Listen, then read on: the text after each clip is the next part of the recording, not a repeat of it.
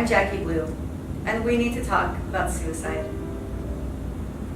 All of us need to have a conversation about suicide, because there is no indication that suicides are going to decrease anytime soon.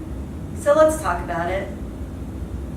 If you don't know me and aren't familiar with my work, I am a filmmaker among other things, and I spent the last 4 years of my life working on a documentary called I Chose Life, Stories of Suicide and Survival.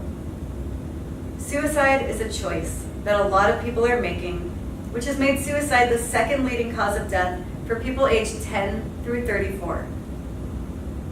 I started working on this documentary in March 2015. As the stepdaughter of a Vietnam veteran and a domestic abuse survivor who has dealt with my own bouts of depression, suicide ideation, even attempts when I was younger, this is a subject that I know well.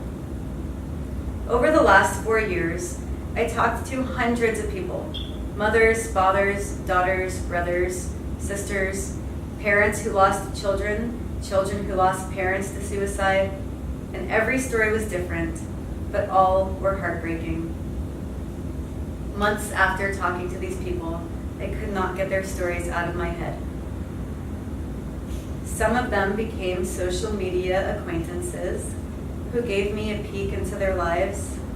Some of them were eager to have their stories shared, and others thanked me for listening to them but did not want to talk on film. There's still a lot of shame attached to people's sadness, and they did not want their friends, family, coworkers, or employers to know their darkest thoughts or that in their dark moments they contemplated taking their life.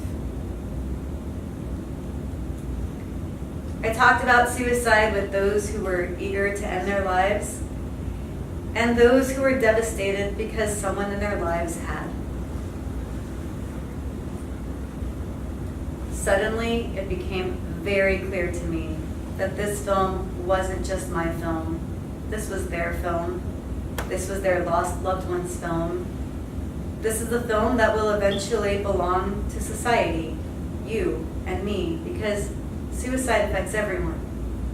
Even if you yourself have not personally been suicidal or lost someone that you care about to suicide, someone you know probably has.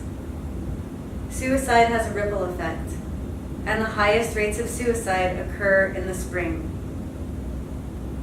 The World Health Organization estimates that there is one completed suicide every 40 seconds around the world. That is 800,000 people around the world every year. In the United States alone, we're losing about 42,000 to suicide every year. For every completed suicide, it is estimated that there are 25 attempts. Suicide is the 10th leading cause of death in the United States, and it is the second leading cause of death for our youth. I put together a well-rounded narrative, and I didn't pull too much from my own experiences, but I had that to draw from too. I feel that I have a good understanding about suicide and enough to talk about it and understand what we're dealing with. This is not a cut and dry, black and white issue. I felt it was important to start with a real discussion about the subject. I wanted to talk about the history in various parts of the world, from antiquity up to present day, veterans, children, social media, bullying, LGBTQ, the terminally ill, mental illness, nutrition, risk factors, warning signs, coping mechanisms. All of this and more is talked about in my film with regards to suicide. And I understand that suicidal people, I mean those who are genuinely in crisis and on the verge of ending it all, they're not going to pick up a phone and call a stranger at a hotline. I have a lot to say about the National Suicide Prevention Lifeline, but I'll save that for another video. The point is that sharing a number on social media isn't going to have the effect that you're hoping it will.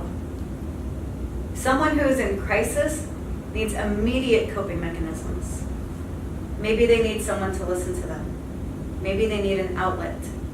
Or maybe their pain is just too much that there isn't anything anyone can do but just keep loving them. And that means loving them even if they choose suicide.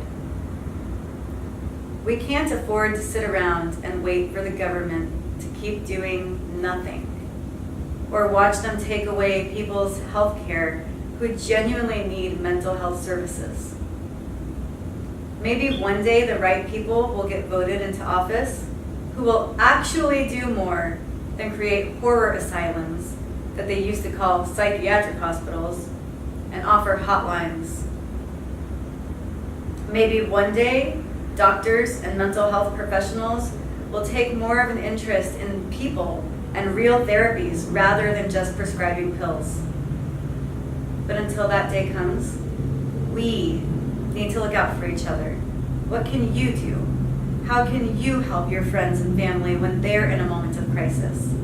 Sometimes just letting someone know that they're loved and lending them an ear to vent to can help a lot.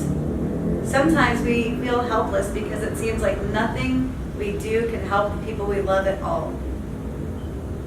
Suicide should be an option available to those who are terminally ill, who don't want to suffer or have their loved ones watch them suffer.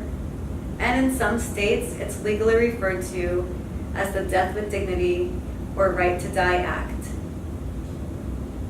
But depression doesn't have to be a terminal illness.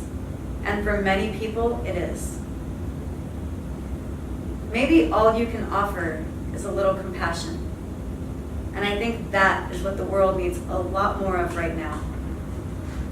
While the government is having fun furthering the divide between us, pitting us against each other, I hope that we, the people, can rise above all of that and find reasons to unite through our humanity. None of us can fix all the world's problems, but we can all do a little bit to help each other, help our community, help our society, for our world, for our families, for our children, for ourselves, for our neighbors, for our rescued animals. If this world is ever going to be a better place, it's going to be because of you and me, because of the people, not the governments. They can't help but destroy everything they touch. Our country is in a great crisis. We have a suicide epidemic going on. Asking suicidal people to reach out to you or to call a number is not helping. If you genuinely think that someone you know is suicidal, then it's time that you reach out to them.